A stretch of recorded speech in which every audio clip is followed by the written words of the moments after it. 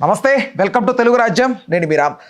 తెలంగాణకి మరియు ఆంధ్రప్రదేశ్కి వారధిగా ఉన్న బనకచెర్ల ప్రాజెక్టుకి సంబంధించి ఎలా అయినా కట్టి తీరుతామని నారా లోకేష్ గారు చెప్తున్నారు. అవసరమైతే ఎవరైనా ఎదిరిస్తామని కూడా ఆయన ఇండైరెక్ట్గా మాట్లాడుతున్నట్టుగా కొంతమంది భావిస్తున్నారు. ఓవరాల్గా అంశం గురించి మనతో మాట్లాడడానికి ప్రముఖ పొలిటికల్ అనలిస్ట్ కేఎస్ ప్రసాద్ గారు ఉన్నారు. ఆయనతో చర్చిద్దాం. సార్ నమస్తే. నమస్తే సార్, నారా లోకేష్ గారు చేసినటువంటి వ్యాఖ్యలకు సంబంధించి మీరు దీన్ని ఎలా విశ్లేషిస్తారు? ఇందులో విశ్లేషించడానికి ఏం లేదండి. ఒక నీటిపారుదల శాఖ మంత్రో లేదంటే గౌరవ ముఖ్యమంత్రి గారు మాట్లాడారంటే సమ్ సెన్సిటివిటీ విల్ క్యారీ. ఒక విద్యాశాఖ మంత్రి నుండి ఎవరికి ఛాలెంజ్లు చేస్తున్నారు, ఎవరిని ఇచ్చేస్తారు? అసలు మనం తెలంగాణ రాష్ట్రంతో ఇవాళ ఒక సుహృద్భావ వాతావరణంలో ఉన్నాం, ఫస్ట్ పాయింట్.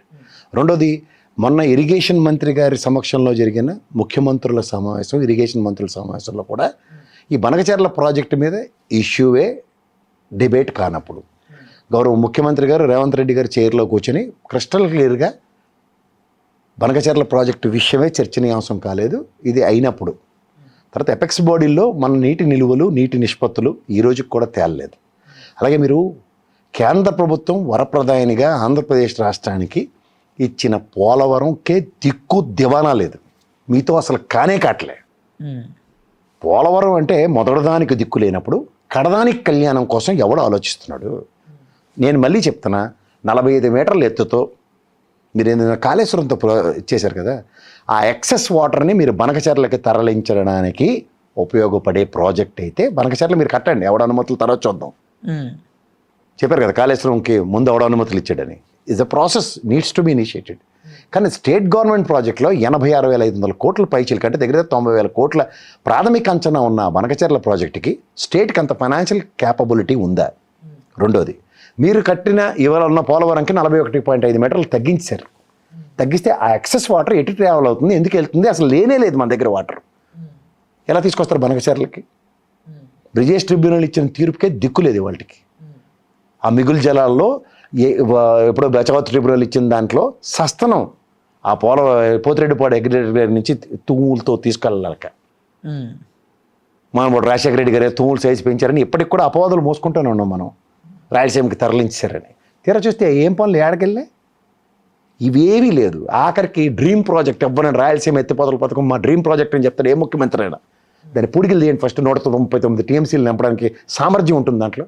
139 టీఎంసీలు నింపే సామర్థ్యం ఉండి కూడా నింపలేని నిస్సాయ స్థితిలో మనం ఉండి బనకచెర్లకు అర్థం.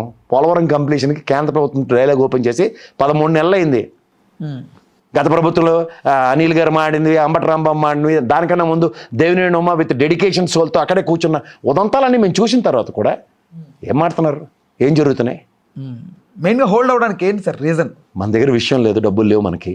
రెండోది, కేంద్ర ప్రభుత్వం పోలవరం కంప్లీట్ చేసి 45 మీటర్లకి అప్పుడు ఎక్సెస్ వాటర్ని 41.5కి 45కి ఉన్న ఆ వాటర్ని బనకచెర్లు తరలించడానికి ఒక ప్రపోజల్.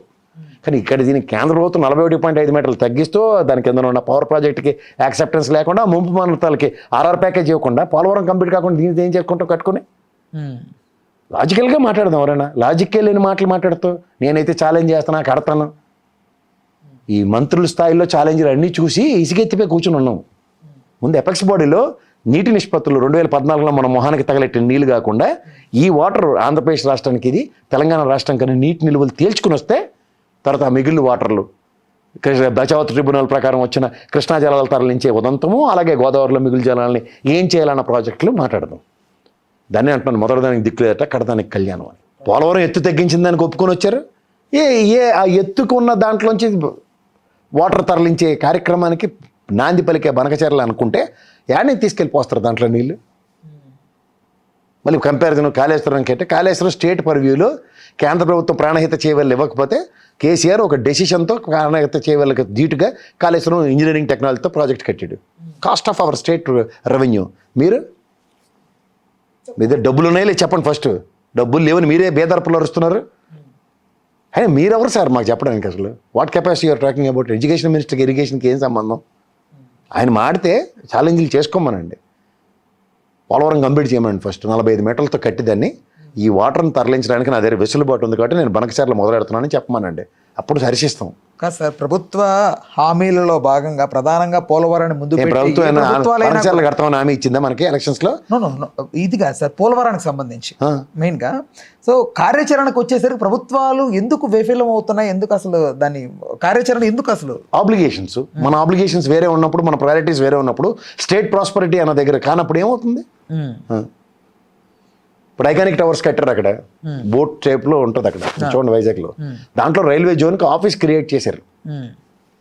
అంత స్థాయి గత ప్రభుత్వం చేసిన దాన్ని అంతా వీళ్ళు విస్మరించి వైజాగ్ రైల్వే జోన్ వచ్చింది, అందులో 4 ఫ్లోర్లు పార్కింగ్ ఉంది. ఇలాంటివి అనవసరమైన టాపిక్లన్నీ మేమే కట్టాం, మేమే చేసాం అన్న కాన్సెప్ట్లో ఉంటే ఎవరేం చెప్తారు దానికి? ఇక్కడ ఎంతసేపు క్రెడిట్ మేమే తీసుకోవాలి, ఏదో ఒకటి మేము చేసామని చెప్పుకోవాలి, చరిత్రలో ఉండిపోవాలి, పోలవరం ఓపెన్ అయిపోవాలి, పోలవరంకి చంద్రబాబు గారి శిలాపలకం ఉండాలి. ఇలాంటి కాన్సెప్ట్తో ముందుకెళ్తే ఎప్పటికవుతుంది? గతంలో ఆ అరావుడిలోనే 72% కంప్లీట్ చేసి కింద డయాఫ్రమ్ వాళ్ళు ఎత్తుకుపోయే కరిసి చేసి ఆ వెలాసిటీకి వచ్చిన వాటర్కి కేంద్ర ప్రభుత్వం మనం నమ్మలేని నిస్సహాయ స్థితి తీసుకొచ్చి, ఓ పక్కేమో మీరు తీసుకొచ్చిన టెండర్ల కన్నా నెక్స్ట్ 5 సంవత్సరాల తర్వాత వచ్చిన ప్రభుత్వం రివర్స్ టెండరింగ్లో 850 కోట్లు దగ్గర తగ్గించి చూపిస్తే ఎవరు ప్రైడ్లు ఎవరు తగ్గిస్తున్నారు? మీరే తగ్గించుకొని మాకు నిలబెట్టి మీరు మాట్లాడిన అసందర్భ పేలాపాలకి మేము ఎక్స్ప్లెనేషన్స్ ఇచ్చుకోవాలి. తగ్గించడం కంటే ఒకరి ప్రైడ్ని ఒకరు క్లెయిమ్ చేసుకుంటున్నారు అనుకోవచ్చు. ఏం క్లెయిమ్ చేయడం? కళ్ళ ముందు కనబడుతుంది కదా, పోలవరం రివర్స్ టెండింగ్లో 850 కోట్ల పైచీలకి తగ్గించుంటే ప్రాథమిక అంచనాల కన్నా అడ్వాంటేజా డిసడ్వాంటేజా? అడ్వాంటేజ్ ఇన్ ద నేషనల్ ప్రాస్పెక్టివ్లో తప్పని ఎందుకంటారు మీరు? అన్నీ దిస్ ఆల్ థ్రాష్ అండ్ అనవసరంగా లేని టాపిక్ అండ్ డిబేటబుల్ టాపిక్స్ చేసి 2 స్టేట్స్ మధ్యలో ఒక ఫ్రిక్షన్ క్రియేట్ చేసి ఛాలెంజ్ల దాకా వెళ్తే ఇక్కడ ఈ ముఖ్యమంత్రికి ఉన్న ప్రాబ్లం ఉంది కదా already. Is facing an immense problem with the state. Opposition నుంచి ఉన్న పార్టీల వాళ్ళు కూడా 100 రకాల ఎక్స్ప్లెనేషన్స్ ఇస్తున్నారు. ఉత్తమ్ కుమార్ రెడ్డి గారు కానీ ఇలాంటి వాళ్ళందరూ బనకచర్ల విషయంలో కేటగిరికల్గా చెప్తున్నారు నో వే ఇట్ ఈస్ అని. యాడ్ నుంచి వస్తున్నా మీకు ఇట్ విల్ బి హ్యాపెండ్ అని నేను చెప్తున్నాడు కదా. ఎలా? ఎక్కడ నీళ్ళు తీసుకెళ్ళి ఇప్పుడు నూతులో నీళ్ళు ఉన్నాయి అనుకోండి, తోడు బకెట్లు వేసుకుంటారు. నూతులో నీళ్ళు లేకపోతే ఏడ తీసుకొచ్చి పోస్తారు బకెట్లలో? బనకచర్ల ప్రాజెక్టుకి పోలవరం ఎత్తులో ఎక్కువ వచ్చిన వాటర్ని తరలించడానికి బనకచర్ల ప్రాజెక్టు. దీని ప్రాజెక్టుని 41.5కి తగ్గిస్తుంటే ఏడాకి తీసుకొచ్చి ఆ 3.5 మీటర్ల డిస్టెన్స్ ఉన్న వాటర్ని ఏడాకి తరలిస్తారు? అది లేనకుండా అంటే గాలి కబుర్లే కదా. ఎవరికి చెప్తారు ఇవన్నీ? అంతకన్నా ఇంకెళ్ళారు. ఇఫ్ ఇట్ విల్ హ్యాపెన్, ఒకవేళ జరిగితే బనకచర్ల ప్రాజెక్టు మోస్ట్లీ ఎవరికి బెనిఫిషియల్గా ఉంటుంది? ఏ రాష్ట్రానికి? అవ్వని పెళ్ళికి బాజాలు ఎందుకు సార్? అవ్వని పెళ్ళికి నేను బాజాలు కొట్టలేను.